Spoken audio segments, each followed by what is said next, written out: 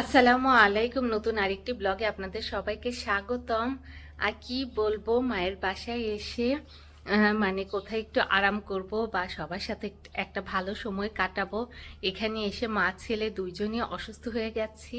ছেলের তো ঠান্ডা লেগেছে, যেহেতু বাইকে করে গাজীপুর থেকে এসেছি, এসে ও তো ঠান্ডা লেগে গেছে। ওকে ডক্টর দেখিয়েছি, ঠিকই আছে, খালি কিছু খাওয়া দাওয়া করছে না, রুচি নাই, রুচির ওষুধ চলছে। তো সব নাস্তা তো আম্মু রেডি করে দেয়, কিন্তু ও ওরকম কিছু খায় না। তারপর ঠিক আছে, ঘোরাঘুরি করছে, খেলছে, নানা ভাই তো কত কিছু এনে দিচ্ছে, এটা খাচ্ছে না ওটা খাক, এ মানে এটা ওটা করে ও চলে যাচ্ছে। কিন্তু আমারই হচ্ছে আবার কি সমস্যা, মানে হচ্ছে এখানে এসে এই তো ছেলে অসুস্থ, মা অসুস্থ, সেজন্য হচ্ছে প্রপার ভাবে ব্লগ হচ্ছে না। মানে 2 দিন তো ব্লগই করি নাই, 2 দিন পর আবার ভাবলাম যে এরকম ব্লগ না করলে পরে মানে হচ্ছে আমার চ্যানেলে আমি আবার নিয়মিত থাকতে পারবো না, কারণ ব্যস্ততা আছে, বাসা চেঞ্জ করব, আবার বাসা সেট করব বাচ্চা নিয়ে। তো অবশ্যই কিছুদিন ব্লগ এলোমেলো যেতে পারে। তো সেজন্য ভাবলাম যে না, যখন সময় পাই তখন ব্লগটা শুরু করে দেই। আর কে জানে ভাই, যেহেতু বাসায় থাকি, কমফোর্টেবল ড্রেস পরি, যেহেতু শরীর ভালো না থাকলে মনটাও ওরকম ভালো থাকে না, তাই আমার মনে হচ্ছে এই ড্রেস পরা না জানি আমার কয়টা ব্লগ চলে যাবে। আসলে বাসায় আসার পর, মানে বাসায় আসলে সাধারণত আমি ঘরের ভেতরেই থাকি, মানে আমাদের কেচি গেটের বাহিরেও এত বেশি বের হই না, সেজন্য মানে কমফোর্টেবল একটা ড্রেস পরে বাসার ভেতরে থাকি। তো মনে হচ্ছে যেদিন গ্যাপ দেয় সেদিন অন্য ড্রেস পরা থাকে, আবার যেদিন মনে হয় যে না আজকে ব্লগ করি, সেদিন মনে হয় বেশিরভাগই আমি এরকম অরেঞ্জ কালারের ড্রেসটাই পরি।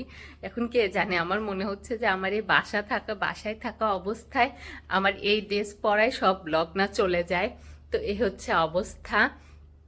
আর যেহেতু ওই এক ফাঁকে ব্লগটা করি, সেজন্য একটু ড্রেস চেঞ্জ করব, রেডি হব, ওরকম তো হয়ে ওঠে না। আর যেহেতু অসুস্থ, সে কারণে হচ্ছে এই যে একটা প্রিপারেশন নিয়ে ব্লগ করার মতো মন হয়ে ওঠে না। এখন জারিফের নানি আপা হচ্ছে উপরে গিয়েছে একটু, আম্মু রান্না চড়িয়ে গেছে, আর আজকে কারেন্টে নাই।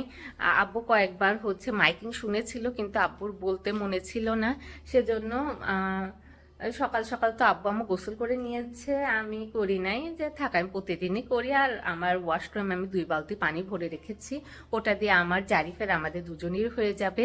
আম্মু রান্না চড়িয়ে উপরে গেছে, মাংস চড়িয়ে দিয়ে গেছে। এখন কি করব, মাংসতে তেল উঠে গেছে, মশলার সাথে আম্মু দিয়ে গেছে। এখন আমি পানি ঢেলে দেব না কি করব, এটা নিয়ে আমি কনফিউজড। আলু ছিল কাটা, আলু কাটা ছিল, আলুটা মাংসের ভেতরে ঢেলে দিয়েছে। এখন যাই, আবার মশলা আবার বেশি লেগে গেলে আম্মু এসে আমাকে দিবে।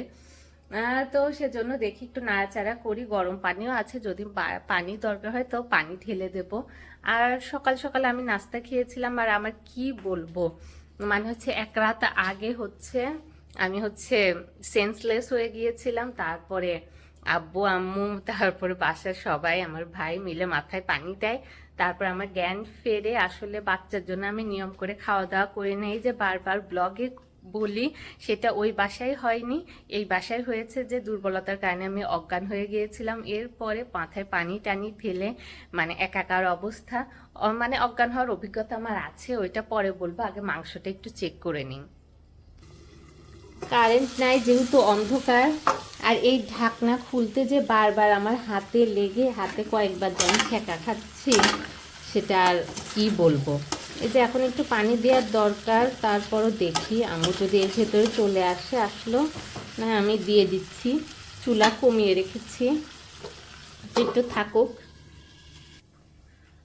তো এটাই মানে প্রতি বছরই একবার হচ্ছে আমার শরীর কি জানি ভাই অজ্ঞান হওয়ার মাধ্যমে আবার চার্জ হয় কিনা, আমি তো এটাই বলি, কারণ প্রতি বছর একবার হলেও মানে আমি একটু সেন্সলেস হয়ে যাই।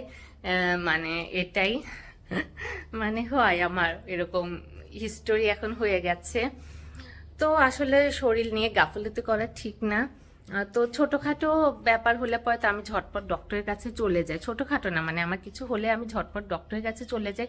কিন্তু একটা ব্যাপার আমি মানে অনেক দিন খামখেয়ালি করছি, সেটা হচ্ছে মানে জারিফ হবার আগের থেকে, 1-2 বছর আগের থেকে হয়তো মানে হচ্ছে আমার পায়ের রগে কেমন যেন ব্যথা করে হঠাৎ করে, মানে এমন ব্যথা করে যে আমি হাঁটতে পারি না, মানে হাঁটা একটা অসম্ভব ব্যাপার হয়ে যায়।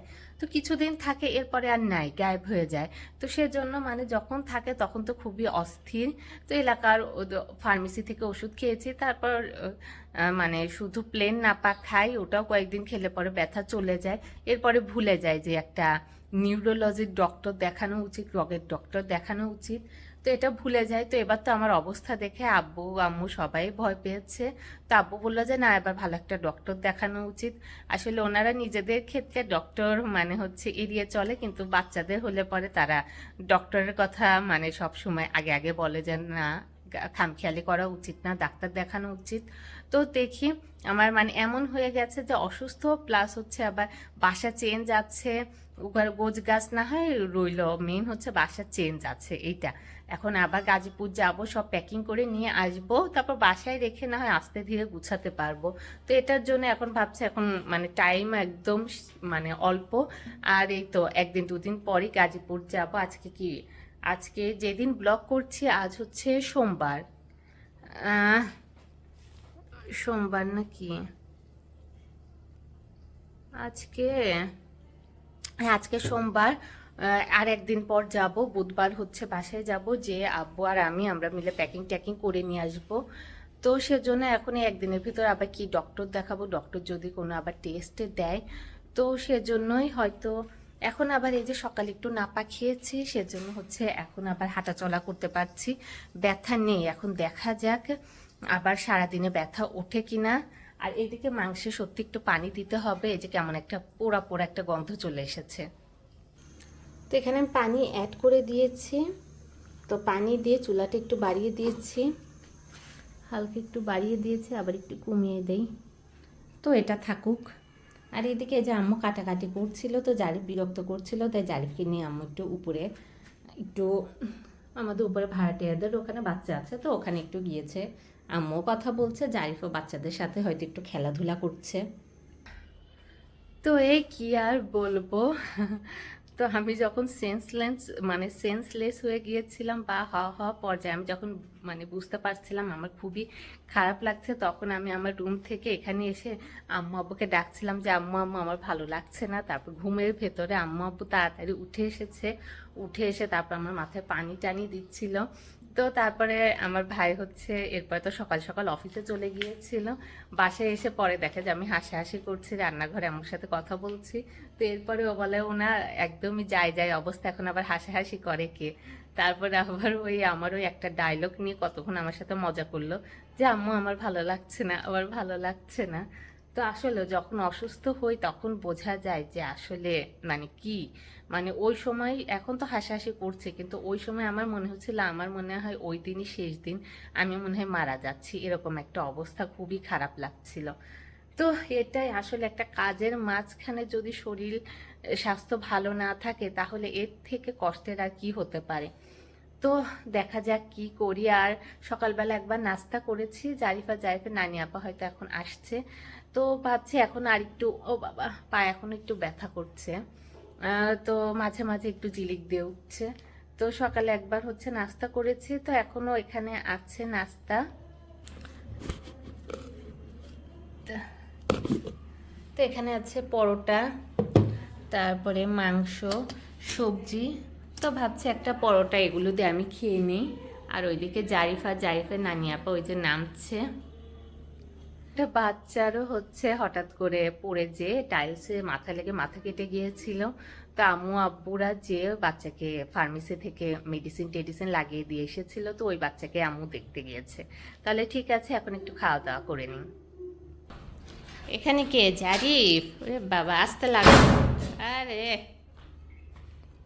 কত আস্তে লাগালো গেট। নাস্তা করবে না জারিফ? খাবে না? খাওয়া দাওয়া করবে না? কোথায় গিয়েছিলে?